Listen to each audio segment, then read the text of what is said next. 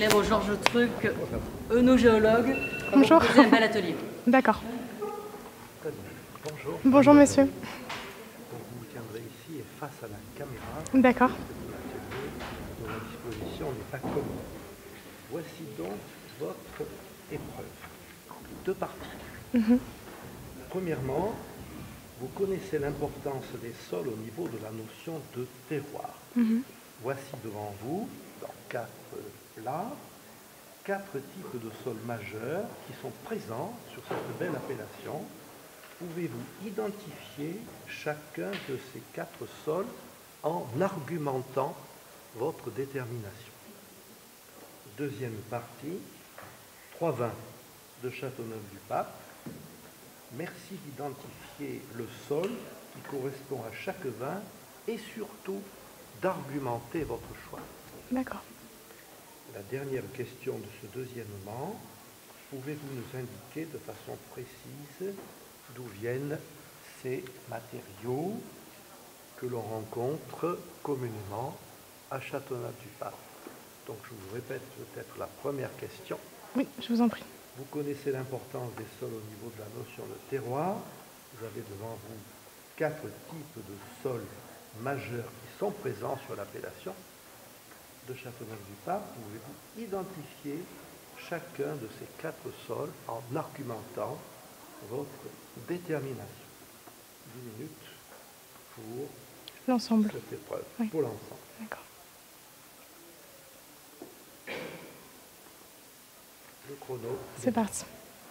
Alors, bonjour tout le monde. On est en présence des 4 sols emblématiques de l'appellation Châteauneuf-du-Pape. Sur le premier sol, clairement face à des sables ou safres qui ont ce côté très très fin qui s'écoule à travers les doigts. Donc des sables qui ont été déposés quand à la place de tout ce qu'on avait ici, il y avait la mer. Donc principalement, j'espère ne pas dire trop de vulgarité, la mer du Miocène. Voilà. Ensuite, numéro 2, les galets roulés. Les galets roulés qui sont emblématiques de l'appellation Châteauneuf, qui sont issus de quartzite, qui ont été roulés par le Rhône, justement quand la mer s'est retirée et que le Rhône est venu prendre toute la place. Donc du coup, on voit que ces galets ont été malmenés et bien polis par une eau très puissante. Donc caillou numéro 3, du calcaire, la pureté, le côté blanc, le côté, pour ceux qui font de l'escalade, qui fait un petit peu mal aux doigts, un petit peu glissant. Voilà. Et le caillou numéro 4, je dirais que ce sont des grès. Des grès, donc en fait des sables qui se sont agglomérés. Voilà. Très bien. Une chose que j'ai oublié de vous préciser, c'est que dans le plateau numéro 3, devrait exister à côté des galets des argiles rouges qui constituent la matrice Numéro 2. La matrice des galets. D'accord. Donc, vous avez déterminé les galets, mais cela peut vous aider par la suite. D'accord. Ok, très bien. Oui, c'est bon. D'accord. Ok. Donc maintenant, on passe aux 3 verres et on identifie le verre par sol, hein, c'est ça? Exactement. Donc j'imagine que c'est des vins à majorité Grenache.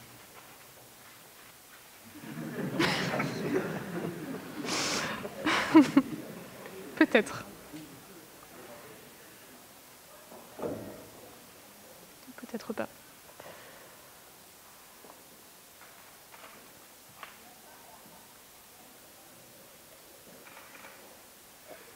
Donc le verre numéro 1 est très parfumé au nez. Beaucoup de fraîcheur. Un côté promenade dans un champ fleuri.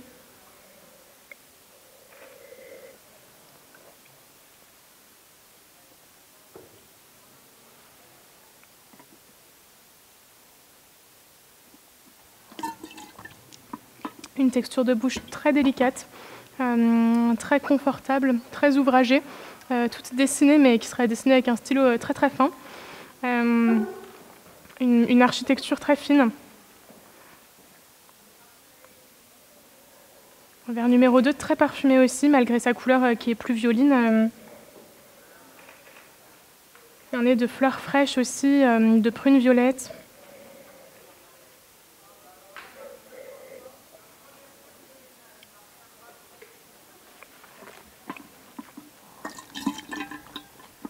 Beaucoup plus serré, beaucoup plus resserré, un peu plus trapu, une texture de bouche un peu plus râpeuse, un peu plus astringente. Le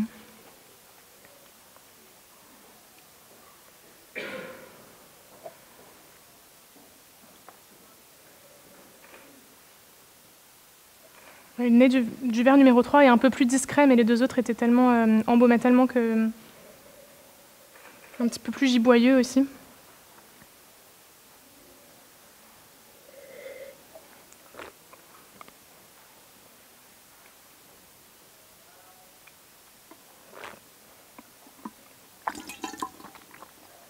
C'est un vin qui a beaucoup de port, une vraie finesse sportive qui est assez musclée, assez gainée.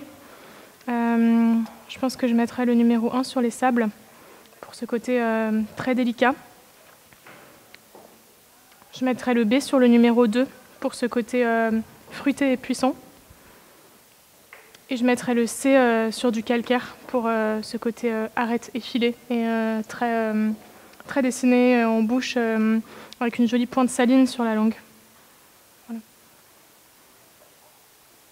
Et votre dernière question, pouvez-vous nous indiquer d'où viennent les galets roulés que l'on rencontre à Châteauneuf-du-Pape?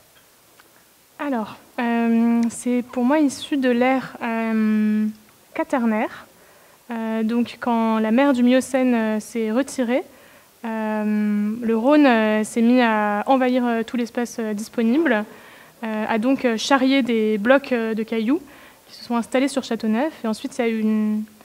Je suis vraiment désolée, j'essaye de faire en fonction de vulgariser, puisque je ne peux faire que ça.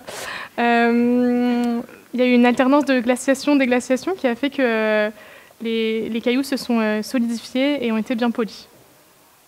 Voilà. Zéro en biologie, non.